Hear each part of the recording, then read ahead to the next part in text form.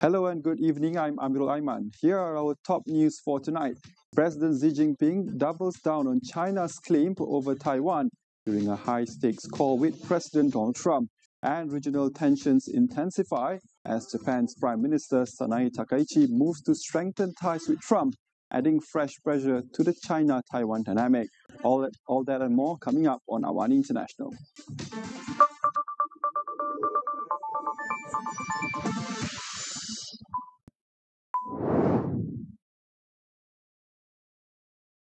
Chinese President Xi Jinping reaffirms Beijing's claim over Taiwan in a phone call with US President Donald Trump on Monday.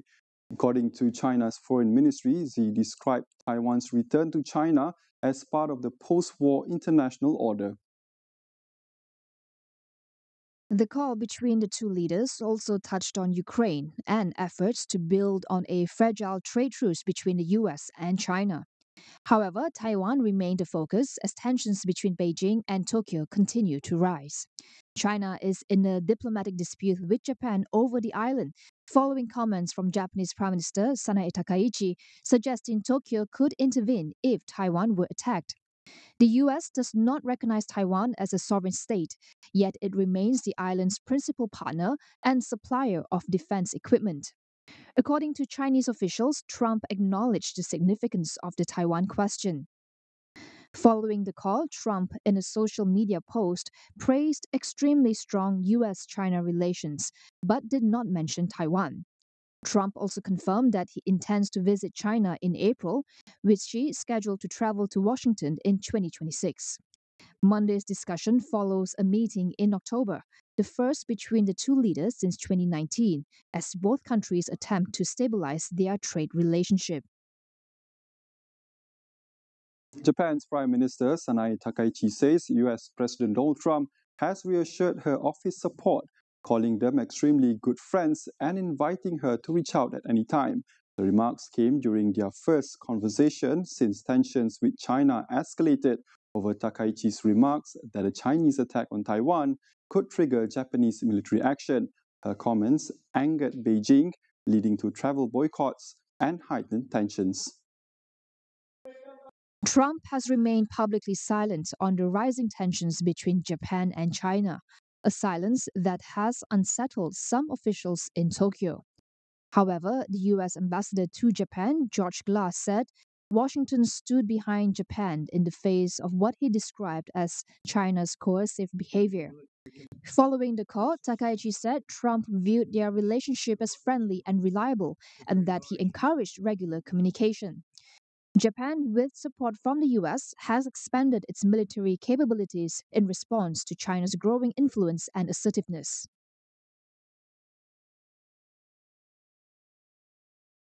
Taiwan's Premier Cho Jung-tai says on Tuesday that reunification with China is unacceptable to the island's 23 million people. His comments follow a call between Chinese President Xi Jinping and US President Donald Trump, during which Xi reaffirmed China's claim over Taiwan. Cho said Taiwan functions as a fully sovereign and independent state, and that any notion of returning to China has no place in Taiwan's future. China continues to promote its one country, two systems model, yet no major political party in Taiwan supports the framework. Taipei also challenged China's version of history. It said that after World War II, Taiwan was placed under the administration of the Republic of China, ROC, the government that had been on the mainland since 1912. The People's Republic of China, by contrast, was not established until 1949, after the ROC government had already relocated to Taiwan. Stay with us, more updates coming your way right after the break.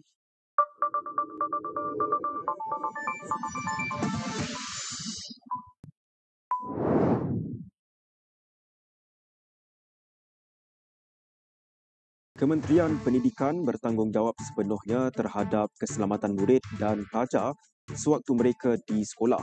Malaysia dan Korea Selatan terus memperkukuh kerjasama dalam bidang teknologi hijau dan kecerdasan buatan AI menerusi pelaburan dua syarikat utama Republik itu. SPRM akan meneliti dan menjalankan siasatan sekiranya dapat unsur rasuah dalam pelaksanaan projek aerotrain di KLIA yang dilaporkan sering mengalami gangguan perkhidmatan. Siapa punya ni? Nak fikir bukan pula. Mesti nak fitnah adik aku kan? Toksiknya sebuah keluarga. Kau penipu. Kau pernah tetap curang. Kau fikir apa ni? Keluar daripada rumah. Sekarang! Aku tak nampak macam mana lagi nak selamatkan kawalan ni. Kalau kereta awak memang tak boleh jalan, saya boleh tolong hantar awak balik. Anak saya kena asma attack. Biar saya periksa dulu. Itu tanda dia rindu abah dia. Abah dia pun sibuk dengan perempuan lain.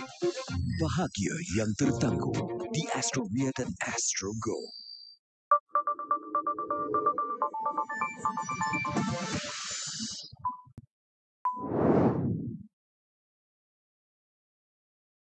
Welcome back. U.S. Army Secretary Dan Driscoll held rare face-to-face talks with Russian officials in Abu Dhabi on Monday, advancing the Trump administration's efforts to end the nearly 4-year war in Ukraine.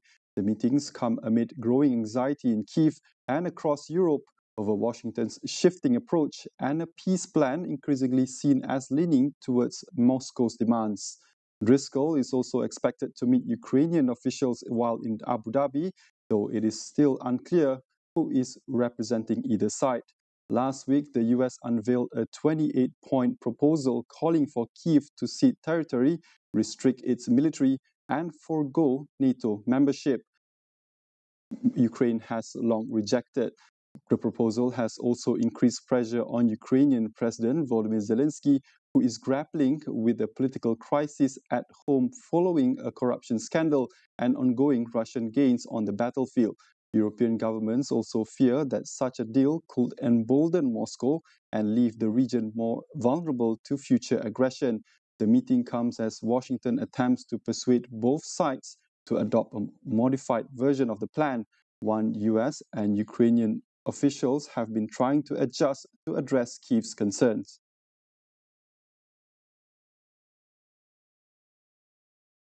French President Emmanuel Macron says US President Donald Trump's peace plan for Ukraine goes in the right direction, but warns that parts of the proposal must be improved before Europe or Kyiv can accept it. Speaking to state media, he stressed that peace cannot come at the cost of surrender and that only Ukrainians can decide whether to give up any territory.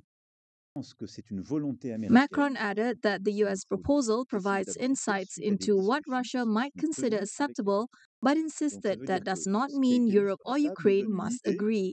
He emphasized that Ukraine alone can determine the terms of any land concessions, adding that France and Europe would not support any plan that forces Kyiv into an unequal settlement. Macron also said Ukraine's first line of defense, should a peace deal emerge, must be rebuilding and strengthening its own military, with no limits imposed on its defense capabilities. The French leader also pushed back on provisions giving Washington influence over frozen Russian assets as part of the peace plan, saying the funds are located in Europe and that Europe alone can decide what to do with them. The comments come as European allies and Ukrainian officials continue to raise concerns that Trump's plan in its current form leans too heavily towards Kremlin's interests.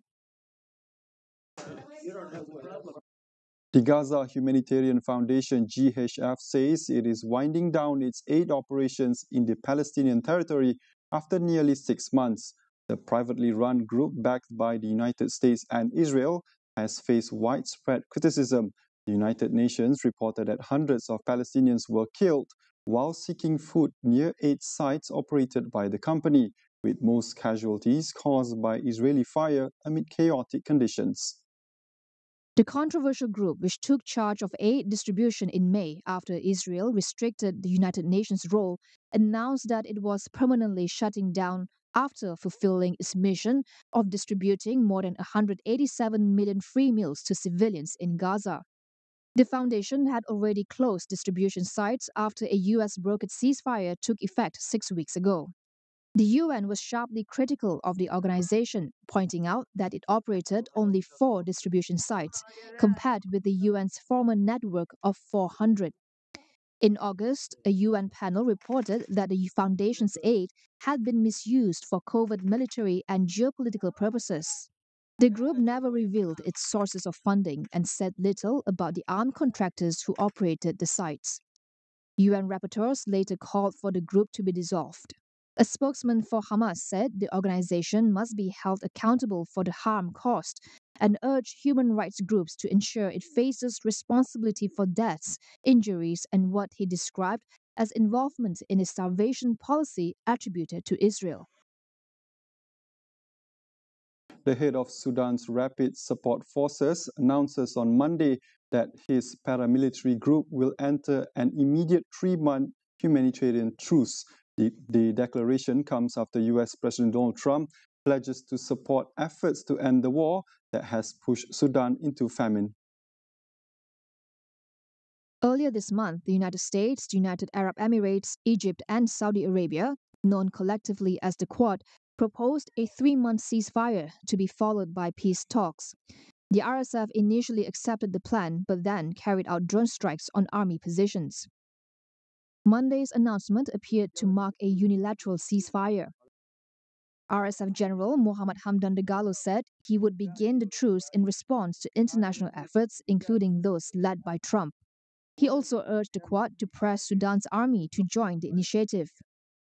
On Sunday, the Army Chief, General Abdul Fattah al-Burhan, criticized the U.S. proposal, claiming it sought to weaken the army while allowing the RSF to retain captured territory.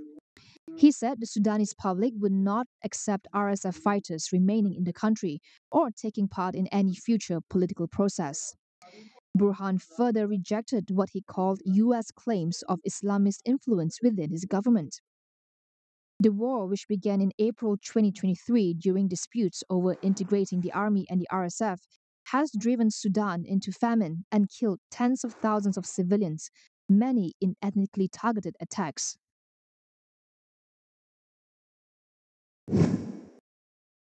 Malaysia should strengthen its ties with Africa to diversify markets and supply chains as competition between the United States and China intensifies. The Southern Africa-Malaysia Chamber of Commerce says the shifting global landscape makes it essential for Malaysia to limit its exposure to external shocks.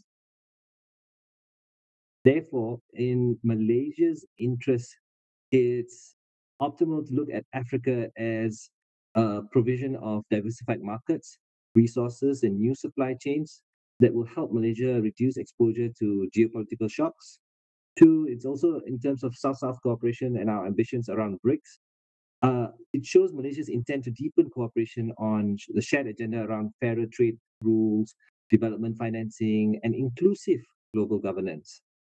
Recently, Prime Minister Datuk Sri Anwar Ibrahim completed a 3-nation tour of Ethiopia, South Africa and Kenya.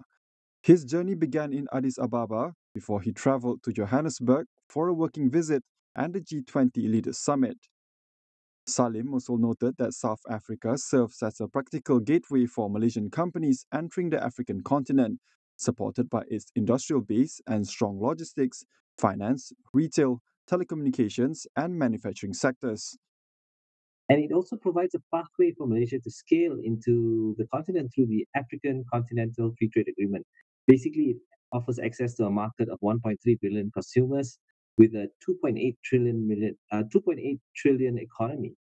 So the key opportunities for Malaysian businesses is around automotive and EV supply chains, mining and minerals, processing, renewable energy, digital services, and logistics. These are industries where South African firms operate across the region and where Malaysian companies actually have room to grow in. On the converse side, I'd just like to just also mention that South Africa exports meat, dairy, and processed foods into the Middle East and Asia, and Malaysia, with its world-class halal certification, has a strong potential for joint certification with South Africa and to improve and strengthen its supply chains in penetrating GCC and ASEAN markets. That concludes AWANI International for tonight. Stay with us as we track the strategies and power shifts shaping the new global order. For more updates, visit international.astroawani.com and follow us on social media. I'm Amirul Aiman. Thank you for watching and good night.